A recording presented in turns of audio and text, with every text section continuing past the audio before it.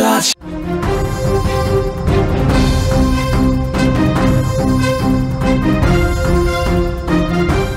ఆంధ్రప్రదేశ్లో వర్షాలు దంచి కొడుతున్నాయి. ఈ సంవత్సరం వానాకాలం ముగింపుకు వచ్చినా కూడా అక్కడ వర్షాలు మాత్రం ఇంకా కొనసాగుతూనే ఉన్నాయి.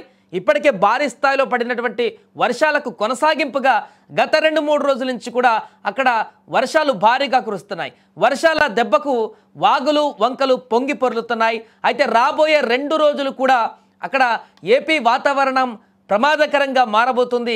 కొన్ని జిల్లాలలో భారీ వర్షాలు, మరికొన్ని ప్రాంతాలలో భయానకమైనటువంటి పిడుగులు పడే అవకాశం ఉందని కూడా వాతావరణ శాఖ తీవ్ర హెచ్చరికలు జారీ చేసింది. దీంతో ప్రజలందరూ కూడా అప్రమత్తంగా ఉండాలి, అత్యంత జాగ్రత్తగా ఉండాలని కూడా అధికారులు సూచిస్తున్నారు. ప్రస్తుతం దక్షిణ ఛత్తీస్గఢ్ నుంచి గల్ఫ్ మన్నార్ వరకు తెలంగాణ, రాయలసీమ, అంతర్ తమిళనాడు మీదుగా ఒక ద్రోణి కొనసాగుతుంది. సగటు సముద్ర మట్టానికి సుమారు 0.9 కిలోమీటర్ల ఎత్తులో ఉన్నటువంటి ఈ ద్రోణి ప్రభావంతో ఉత్తరాంధ్ర, రాయలసీమ జిల్లాలకు పెను ముప్పు పొంచి ఉంది. రాబోయే 2 రోజుల పాటు ఈ ప్రాంతాలలో పిడుగులతో కూడినటువంటి మోస్తారు నుంచి భారీ వర్షాలు కురిసే అవకాశం కూడా ఉందని ఏపీ విపత్తుల నిర్వహణ శాఖ తెలిపింది. దీంతో ప్రజలందరూ కూడా జాగ్రత్తలు వహించాలంటూ కూడా చెప్తున్నారు. ఇక ఈరోజు రాష్ట్రంలోని పలు జిల్లాలలో మోస్తారు నుంచి భారీ వర్షాలు పడనున్నాయి. మధ్యాహ్నం 2 గంటల తర్వాత ఉత్తరాంధ్ర జిల్లాలలో భారీ వర్షం మొదలైంది అయ్యేటువంటి అవకాశం కూడా ఉంది. ఇది రాత్రి 10 గంటల వరకు నిరంతరంగా కొనసాగవచ్చని కూడా అంచనా వేస్తున్నారు.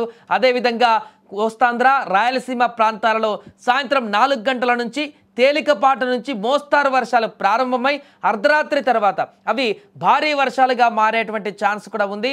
ముఖ్యంగా ఈరోజు అల్లూరి సీతారామరాజు కానీ, అనకాపల్లి, కాకినాడ, అన్నమయ్య, చిత్తూరు, తిరుపతి జిల్లాలలో పిడుగులతో కూడినటువంటి మోస్తారు నుంచి భారీ వర్షాలు కురిసే అవకాశం ఉందని విపత్తుల నిర్వహణ శాఖ ప్రత్యేకంగా హెచ్చరించింది.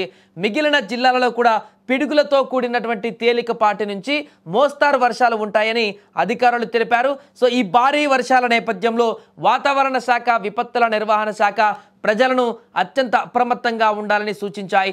పిడుగులు పడేటువంటి ప్రమాదం ఉంది కాబట్టి వర్షాలు పడే సమయంలో బయటకు అస్సలు వెళ్ళకూడదు. అత్యవసరమైతే తప్ప ప్రయాణాలు కూడా పెట్టుకోకూడదు. చెట్ల కింద కానీ, టవర్ల కింద కానీ, ఎలక్ట్రిసిటీ వద్ద కానీ అక్కడ స్టే చేసే పరిస్థితి ఎట్టి పరిస్థితుల్లో ఉండకూడదు. అందుకే అక్కడ ప్రజలందరూ కూడా జాగ్రత్తలు వహించాలంటున్నారు. అదేవిధంగా పాత గోడల వద్ద కూడా ఉండొద్దు, అవి వర్షానికి కూలిపోయేటువంటి ప్రమాదం ఉంది కాబట్టి అలాంటి ప్రాంతాలలో కూడా ఉండవద్దంటూ కూడా అధికారులు కోరుతున్నారు. ఏదేమైనా కూడా వర్షాలు ఆంధ్రప్రదేశ్లో పూర్తిగా బీభత్సాన్ని సృష్టిస్తున్నాయి. రాబోయే 2 రోజుల పాటు అది మరింత తీవ్రతను దాటేటువంటి అవకాశం ఉంది కాబట్టి ప్రజలందరూ మాత్రం అప్రమత్తంగా ఉండాలంటూ సూచిస్తున్నారు.